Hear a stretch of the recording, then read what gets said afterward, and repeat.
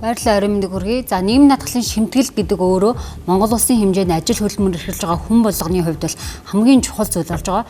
Нэгэсэндээ маш том татвар төлөвлөгөө гэдгээ илэрхийлж байгаа баримт бичиг гэж хэлж болно. Нийгмийн даатгалын шимтгэлийн хуулга буюу нийгмийн даатгалын шимтгэл сүүлийн 1 жил болгон 6 сарын хугацаанд төлсөн тухайн маягтныхаа хуулбараар бол иргэдийн хувьд ипотекийн зээлээс эхлээд хэрэглээний зээл, цалингийн зээл, цаашлаад гадаадад аялах, амрах, зугаалах үед бол виз мэдүүлэхэд чухал санхүүгийн баримт бичиг гэдэг юм аа.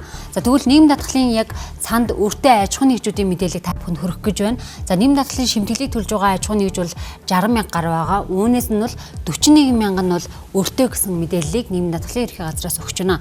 За энэ дунд нь харах юм бол 6-аас дээш сарын хугацаанд нийгмийн даатгалын шимтгэлээ ажилчдынхаа нийгмийн даатгалын шимтгэлийг төлөөгүй ажил олгогч яг энэ өртөө 41 мянган аж ахуйн нэгжийн 40% буюу ойролцоогоор 20 мянга орчим нь эзэлж байна гэсэн үг.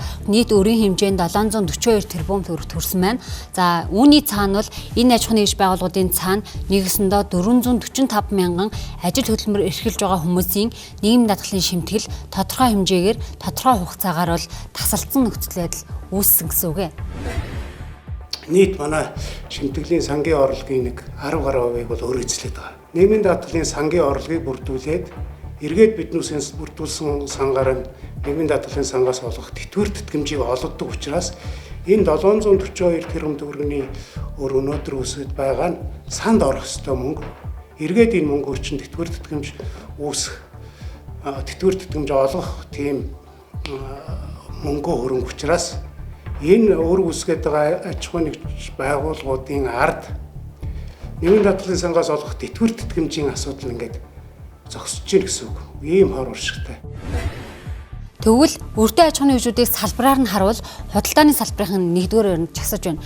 Энэ салбарын нийтдээ 149 тэрбум төгрөгийн өртөө байгаа бол уулуурхайн салбарт үйл ажиллагаа явуулж байгаа аж ахуйн нэгжүүдийн хувьд 113 тэрбум, барилгын 94, боловсруулах үйлдвэрийн 78, тээврийн салбарын 66, эрүүл мэндийн салбарын 52, боловсруулалтын салбарын 30 тэрбум төгрөгийн яг энэ нийгмийн даатгалын шимтгэлийн өртөө байна гэсэн үг. За жишээлх юм бол ажилтан ажилласаа гарлаа гэхэд ажилгүйдлийн даатгалын сангаас 3 сарын цалин авах боломж байдаг. За тэгвэл энэ сангаас олгох тухайн тэтгэмжийн мөнгөнд үнэ нь бол тухайн даатгуулагч өөрөө болон мөн дээрээс нь ажил олгож байгаа аж ахуйн нэгж байгууллага нь нийгмийн даатгалын шимтгэлийг тогтмол төлсөн байж тухайн ажилгүйдлийн тэтгэмжийг авч чадна. Нөгөө талдаа жирэмсний болон амарчсны тэтгэмж авах гэж байгаа эмэгтэйчүүдийн хувьд бол яг энэ бас адилхан нийгмийн даатгалын шимтгэлээ өөрөө төлсөн. За мөн дээрээс нь ажил олгогч аж ахуйн нэгж байгууллага нь төлжиж тухайн хүнд бол жирэмсний болон амарчсны тэтгэмж нь олддог гэсэн үг. Тэгэхээр энэ мэтчлэнгээр энэ төрлийн тэтгэмжээ авч чадаагүй маш олон иргэн байгаа гэсэн үг. Энэ 41 мянган аж ахуйн нэгжийн цаана 445 мянга орчим иргэн бол ямар нэгэн байдлаар нийгмийн даатгалын шимтгэл нь тасалдсан. За тодорхой хугацаанд бол компани нь аж ахуйн нэгж байгууллага нь бол нийгмийн даатгалд өртөө байгаа учраас төлөгдөөгүй учраас санхүүгийн өндөрлөлт орж байгаа гэсэн үг. Нийгмийн даатгалын сангаас олгодог тэтгэвэр болон тэтгэмжид бол хамрагдах боломж нь хаагдаж байна гэсэн үг.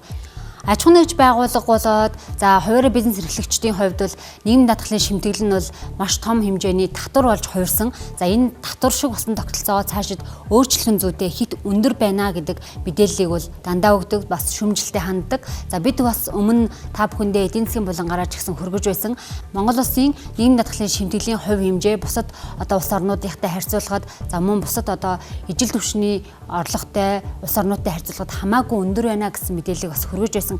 Тэгэхээр цаашдаа яг энэ нийгмийн даатгалын тогтолцоогоо өөрчлөх нь зүйтэй байна.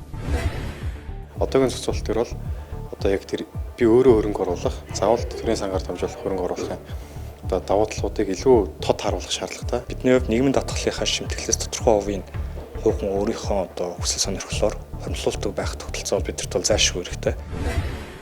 Нийгмийн даатгалын ерхий газраас бол яг одоогоор эдгээр аж ахуйн нэгж байгууллагуудтай бол уулзалт хийж зохион байгуулж байна. За мөн дээрээс нь график төлөлт буюу магадгүй 6 сарын хугацаанд та бүхэн одоо байгаа хуримтлагдсан нийгмийн даатгалын шимтгэлийн өрөө ингэж хувааж төлөё гэдэг ч юм уу. Иймэрхүү байдлаар уулзалт график байгуулах гэх мэтчлэн олон янзын арга хэмжээнүүдийг авч хэрэгжүүлдэг байна. За гисэн эдий ч гэсэн өнөөдрийн байдлаар өртөө аж ахуйн нэгжүүдийн тоо төдийлөн буураг байна.